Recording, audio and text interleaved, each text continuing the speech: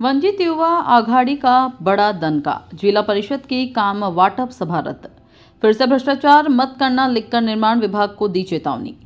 अकोला में 10 अक्टूबर के दिन अकोला जिला परिषद की 4 नवंबर को होने वाली काम वाटप सभा वंचित युवा आघाड़ी के जोरदार आंदोलन के बाद रद्द कर दी गई। आघाड़ी ने आरोप लगाया कि परिषद में 8 करोड़ रुपए से अधिक के काम नियमों के खिलाफ मंजूर किए जा रहे थे।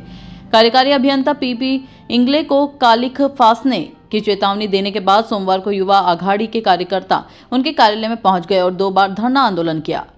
आखिरकार जिला परिषद प्रशासन को झुकना पड़ा और बैठक रद्द करने का पत्र प्रदेश महासचिव राजेंद्र पातोड़े को सौंपा गया। इसके बाद कार्यकारी अभियंता के चैम्बर में फिर से भ्रष्टाचार मत करना यह पंक्ति दीवार पर लिखकर विभाग को अनुशासन में रहने की प्रतीकात्मक चेतावनी दी गई। आंदोलन का नेतृत्व जिला अध्यक्ष श्रीकांत घोगरे पाटिल, जिला महासचिव राजकुमार दामोदर और प्रदेश महासचिव राजेंद्र पातोड़े ने किया। इस दौरान वैभव खड़से, मिलिंद दामोदर, सम्राट तायडे, सुगत डोंगरे, गोपाल कोल्हे, सचिन शिराले, अमन गवई, समीर पठान समेत कई पदाधिकारी उपस्थित थे। भारत संवाद के लिए श्री संजय दास की खास रिपोर्ट। तिथे 22 कामं रेकॉर्डवर दाखवलेली होती नोटीसवर आणि त्यामध्ये 200 पेक्षा अधिक कामांमध्ये भ्रष्टाचार करण्यासाठी त्या सभेचा वापर केला जाणार होता, ज्यावरती वंचित बहुजन युवा आघाडीच्या वतीने आम्ही ऑब्जेक्शन घेतलं होतं आणि त्यांना इशारा दिला होता की ज्या पद्धतीने ते कामकाज सुरू आहे, तो भ्रष्टाचार सुरू आहे, तो तातडीने थांबवा, अन्यथा सोमवारी अधिकाऱ्यांना आम्ही काळं फासू। इथे येऊन कार्यकर्त्यांनी 2 तास धरणे आंदोलन केलं आणि त्यानंतर इथले जे कार्यकारी अभियंता इंगळे त्यांनी अभिवचन दिलं की सीओकडे जाऊन आपण ती सभा रद्द करू।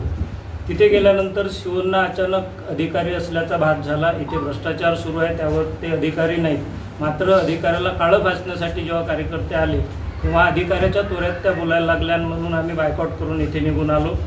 आता निरोप असा आला की ते पत्र घेऊन येणार आहेत। त्या सभेमध्ये जे बेकायदा कामकाज झालेला आहे, जो भ्रष्टाचार करण्याचा प्रयत्न झाला, तो सभाच रद्द करू असं त्यांनी अभिवचन दिलं, पत्र घेऊन येणार आहे आणि म्हणून या अधिकाऱ्यांना आठवण देण्यासाठी आम्ही हे संदेश इथं लिहिलेला आहे की या ठिकाणी भ्रष्टाचार होऊ नये हे शासकीय कार्यालय आहे आणि पुन्हा भ्रष्टाचार करू नका ही ओळ लिहून ठेवली। अधिकाऱ्यांना काळं फासायचं नाही म्हणून ते पत्र देणार आहेत आणि जर त्यांनी पत्र दिलं नाही तर अधिकाऱ्यांना 100% काळं फासणार।